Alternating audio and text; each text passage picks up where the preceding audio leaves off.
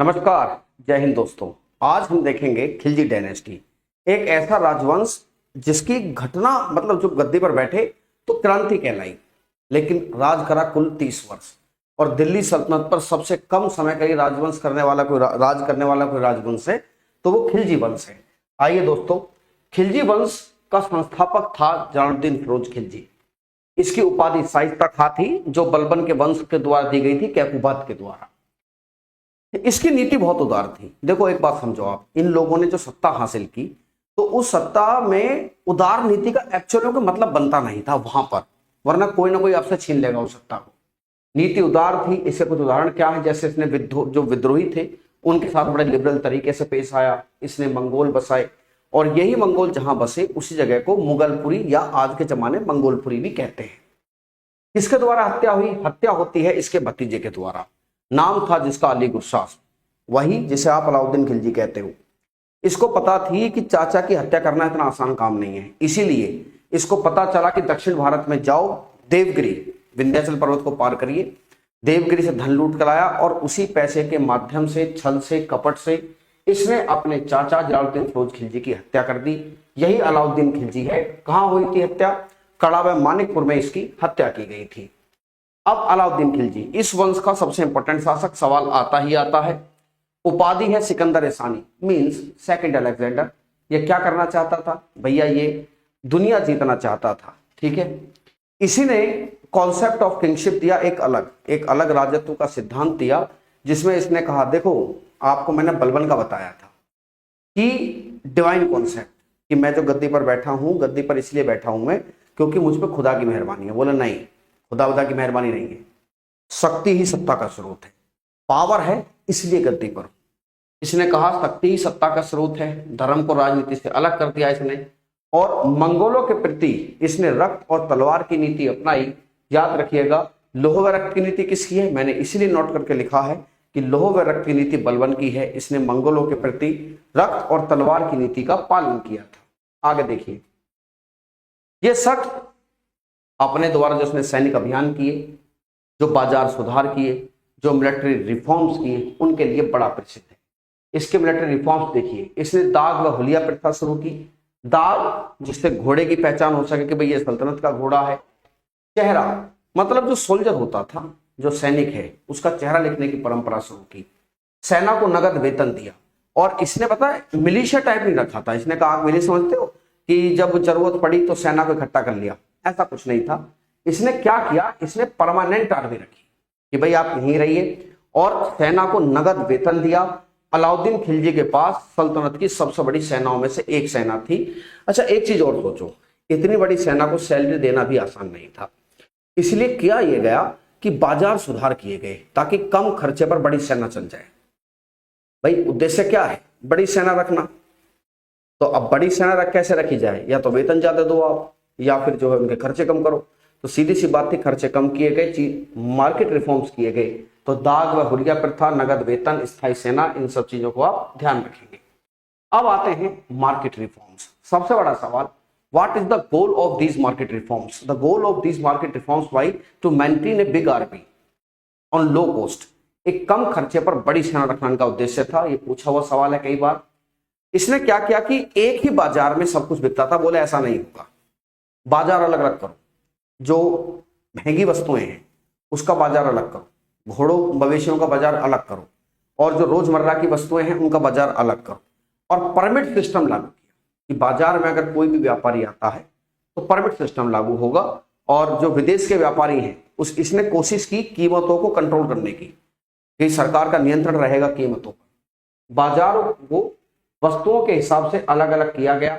जैसे एक बाजार था सराय ए अदल, जिसका अर्थ ही होता है न्याय का स्थान। अन्य बाजार ऐसे थे जैसे मवेशियों का बाजार था, विलासिता की वस्तुओं का बाजार हुआ करता था। प्राइस कंट्रोल बड़ी कठोरता से लागू किए गए। और आपका जो मेजरमेंट है, जो मापन है, मतलब जितनी चीज, मान लो जैसे कोई 1 किलो चीज खरीद रहा है तो भाई साहब 1 ही किलो तोलना, पूरा 900 ग्राम तोलोगे तो जितना 100 ग्राम बचा, ये कहा जाता है कि मांस निकलवाता था उस आदमी का। तो इसलिए बड़ी कठोरता से लागू किया। बाजार का दरोगा, सहना ए मंडी नियुक्त किए गए। क्या किए जाते हैं? इनका काम था घूम घूम कर बाजार को निरीक्षण करना, मेजरमेंट की यूनिट्स को देखते रहना, ये सब इनके काम थे। और क्या काम थे भैया? इन्हीं के काम थे कि भाई कोई भी व्यापारी गलत तरीके से आके हमारे यहाँ व्यापार करके ना ले जाए।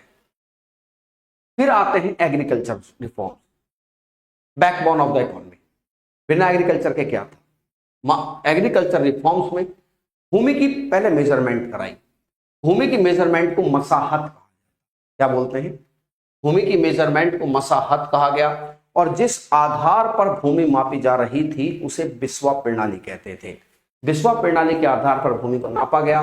कृषि कर को 50% तक वसूला गया। अलाउद्दीन खिलजी का यह मानना था कि इन लोगों पर जब तक पैसा रहेगा ये बगावत करते रहेंगे। इनकी बगावत को खत्म करने का एक ही तरीका कि इन पे पैसा ही ना छोड़ा जाए। ठीक है, तो 50% तक कर वसूला। गांव में जो चौधरी खूंट मुकद्दम होते थे इन सब के अधिकार समाप्त कर दिए। अलाउद्दीन खिलजी ने 24 प्रकार के नए कर लगाए, हर चीज पे कर।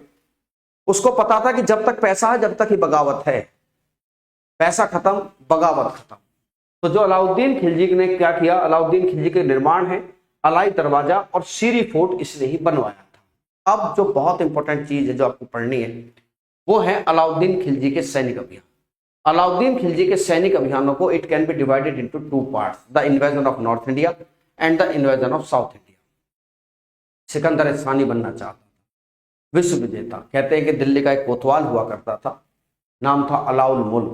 उसने कहा कि क्या मतलब है, तुम जीतने चल दिए, तुम क्या कर रहे हो, तुम जीतने जा रहे हो पूरी दुनिया को, तुम पहले क्या जीतो, तुम पहले भारत तो पूरा जीत के दिखाओ, है ना। भारत को क्या है, पूरा जीत के दिखाइए। तो जब भारत को जीतने की बात आई तो यही आया कि पहले उत्तर भारत के सैनिक अभियान फिर दक्षिण भारत के सैनिक अभियान, 2 भागों में बांटे जा सकते हैं। जो नॉर्थ इंडिया के सैनिक अभियान हैं ये सारे के सारे स्टेट डायरेक्ट कंट्रोल में लिए गए थे। जैसे गुजरात है, मालवा था, रणथंबोर है, चित्तौड़ है। जब गुजरात का अभियान चल रहा था उसी समय की बात है कि कैम्बे की खाड़ी से मलिक काफूर मिला। मलिक काफूर आप जानते होंगे, एक ट्रांसजेंडर था। मलिक काफूर मिलता है कैम्बे की खाड़ी से और इसे 1000 दिनारी भी कहते हैं। क्या बोलते हैं इसी को? 1000 दिनारी। रणथंबोर चित्तौड़ के थे राणा रतन सिंह, पत्नी का नाम था पद्मावती। मलिक मोहम्मद जैसी की लिखी गई पुस्तक पद्मावत के अनुसार पद्मावती एक अद्वितीय सुंदरी महिला थी। अलाउद्दीन खिलजी उसको पाना चाहता था। कहते हैं कि इसीलिए अभियान हुआ। बहरहाल जो भी सच्चाई थी, कहते हैं कि राणा रतन सिंह इसमें शहीद हुए, वीर गति को प्राप्त हुए, मारे गए, वो जो भी शब्द आपको सूट लगे एडजस्टेड। और उन्हीं की रानी थी पद्मावती। और कहते हैं कि चित्तौड़ का नाम बदलकर खिजराबाद रखा गया। कौन है खिजर खान? अलाउद्दीन खिलजी का बेटा था खिजर खान। अमीर खुसरो इनके इस युद्ध में अलाउद्दीन खिलजी के साथ था। हु इज अमीर खुसरो? अरे भैया दरबारी कवि अलाउद्दीन खिलजी। दक्षिण भारत के अभियानों के लिए स्ट्रेटजी अलग थी। उनसे कहा गया कि भाई इनको डायरेक्ट कंट्रोल में नहीं लेना है, इनको हम डायरेक्ट कंट्रोल में नहीं लेंगे। इनको क्या करने जा रहे हैं, इनको केवल हम करद राज्य बनाएंगे, टैक्स पेड स्टेट। मतलब ये स्टेट केवल टैक्स देते रहेंगे। क्या देंगे? टैक्स देंगे। और दक्षिण भारत में जीत के लिए जिस आदमी को नियुक्त किया गया उस आदमी का नाम था Malik Kafur. Multi time asking question है कि दक्षिण भारत की जीत का श्रेय किसको दिया जाता है, तो उसका उत्तर एक निकलता है कि मलिक काफूर को दक्षिण भारत की जीत का श्रेय दिया जाता है। आगे देखिए, नक्शे के माध्यम से मैंने ये समझाने की कोशिश की है कि दक्षिण भारत में सेनाएं कहां कहां गई। मैप प्रतीकात्मक है, केवल आपकी जानकारी को बढ़ाने के लिए ही इसको लाया गया है। यह है विंध्याचल पर्वत, इसके दक्षिण में है साउथ इंडिया। और दक्षिण में साउथ इंडिया में सबसे पहले तो ये समझो कि विंध्याचल पर्वत को पार करने वाला अलाउद्दीन खिलजी पहला सेनापति और पहला सुल्तान। सेनापति कैसे? मैंने बताया ना, चाचा को मारने के लिए पैसे की जरूरत थी तो पैसा यहीं से लूट के लाया था। तो देवगिरी को 2 बार लूटा गया। यहां पर यादव वंश के शासक थे रामचंद्र देव, और उनको अलाउद्दीन खिलजी ने अपना दोस्त बताया और उनको उपाधि दी राय राय की। उसके बाद सेनाएं वारंगल पहुंची। यहाँ के शासक थे प्रताप रुद्रदेव राय।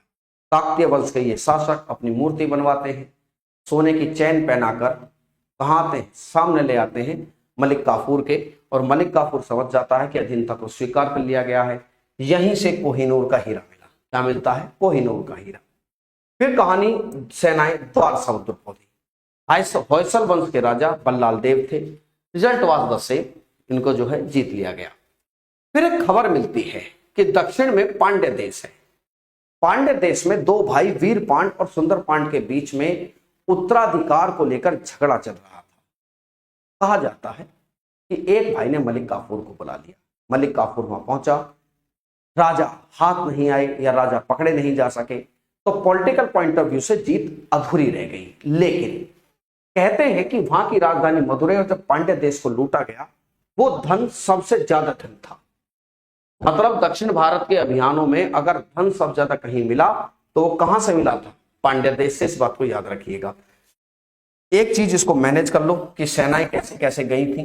तो इस तरीके से सेनाएं गई थी भैया, इस तरीके से। और जीत का श्रेय किसको जाता है? ये जीत का श्रेय मलिक काफूर को दिया जाता है। अब बात अमीर खुसरो की। बलबन का बेटा था शहजादा मोहम्मद। सच्चाई तो यह है कि शहजादा मोहम्मद के समय में यह आदमी आया था उसके कोर्ट में। शहजादा मोहम्मद की बलबन मंगोलों से लड़ते हुए मृत्यु हुई, तो यह बलबन की सेवा में आ गया।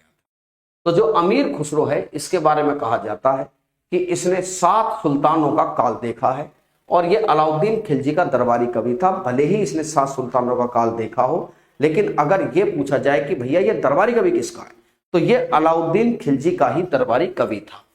इसे तुतीय हिंद कहा जाता है, जिसे खड़ी बोली का प्रथम कवि भी इसको कहते हैं। तुतीय हिंद का मतलब है द पैरट ऑफ इंडिया। क्या कहते हैं इसे? पैरट ऑफ इंडिया या तुतीय हिंद कहा जाता है। तबला और सितार का यही आविष्कारक है और इसी की पुस्तक है खजाइनुल फितूह। 1316 में अलाउद्दीन खिलजी की मृत्यु हुई, झगड़ा हुआ। क्योंकि देखिए, अलाउद्दीन खिलजी ने ही खुद ऐसे बीज बोए थे। अलाउद्दीन खिलजी की जो चीजें थी कि भाई अर्थव्यवस्था पर जबरन कंट्रोल करना, यह अर्थव्यवस्था के नियमों के विपरीत था। बहरहाल वो तो फिर कभी चर्चा होगी, लेकिन यहां पर आपको यह समझना है कि अलाउद्दीन खिलजी की मृत्यु के बाद मलिक काफूर, जो इसका एक सेनापति था, उसके मन में राज करने की चाहत थी। और कहते हैं कि 4 से 6 महीने तक उस शख्स ने सत्ता को हाईजैक कर लिया। बाद में मलिक काफूर का मर्डर हुआ। मलिक काफूर के मर्डर के बाद इसका एक लड़का, जिसका नाम कुतुबुद्दीन मुबारक खिलजी था, मतलब बेकार आदमी, एकदम बेकार। कहते हैं कि होमोसेक्सुअल बाइसेक्सुअल दोनों था। इसे लड़कियों की और लड़कों की दोनों की संगत पसंद थी। पहली बात तो ये। दूसरा, कहते हैं कि अवस्था कई बार नग्न अवस्था में दरबार में आ जाया करता था। हद तो तब हो गई जब इसने खुद को ही खलीफा घोषित कर लिया। अब बात क्या निकल कर आती है, इसके समय में कुछ बातें हैं जो आपको समझनी है। इसने दक्षिण भारत के राज्यों से कहा कि करद राज्य नहीं, सीधा सल्तनत में आइए। अरे भैया, वो टैक्स दे रहे थे, तुम्हारी सिरदर्दी कुछ नहीं हो रही थी। तुमने तब टैक्स का तो पता नहीं, पर सिरदर्दी मोल ले ली बिना वजह। एडमिनिस्ट्रेशन मेंटेन करना पड़ेगा कि नहीं मेंटेन करना पड़ेगा? ऑब्वियस बात है, वहां मेंटेन करना पड़ेगा एडमिनिस्ट्रेशन। फिर क्या होता है दादा, इसी ने इन सबको, जो दक्षिण भारत के राज्य थे, उनको अपना सीधा कंट्रोल में लेना शुरू किया। और इसी के समय में एक व्यक्ति है, नाम है गाजी मलिक। हु इज गाजी मलिक? वही जो ग्यासुद्दीन तुगलक के नाम से सत्ता पर बैठेगा। बहरहाल इसका एक दोस्त है खुसरम साहब।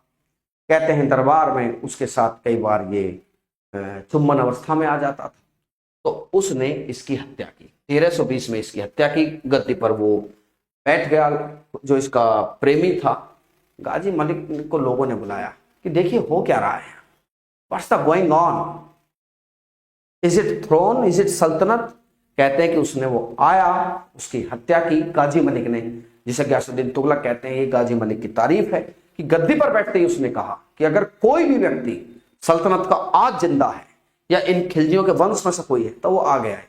जनता ने कहा महाराज वो जैसे हैं जग रोशन है और आप सबसे बेहतर हैं, इसलिए आप गद्दी पर बैठिए। और फाइनली बात ये निकल कर आती है कि कुतुबुद्दीन मुबारक खिलजी के बाद एक नए वंश का आया, जिसको तुगलक वंश कहते हैं।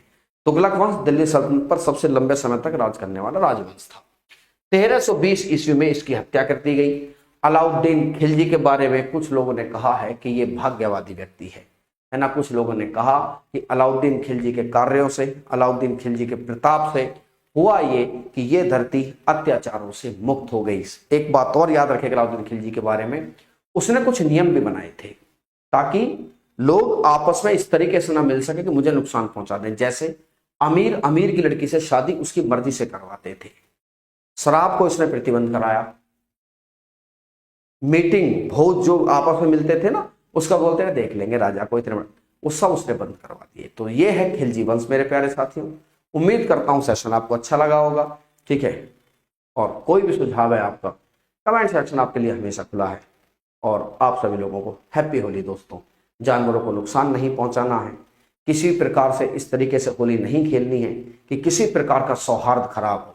हाथ जोड़कर सुशांत सर की आपसे विनती है, ऐसा ना करिएगा, क्योंकि इस तरह के सहयोग की आपसे उपेक्षा की जाती है।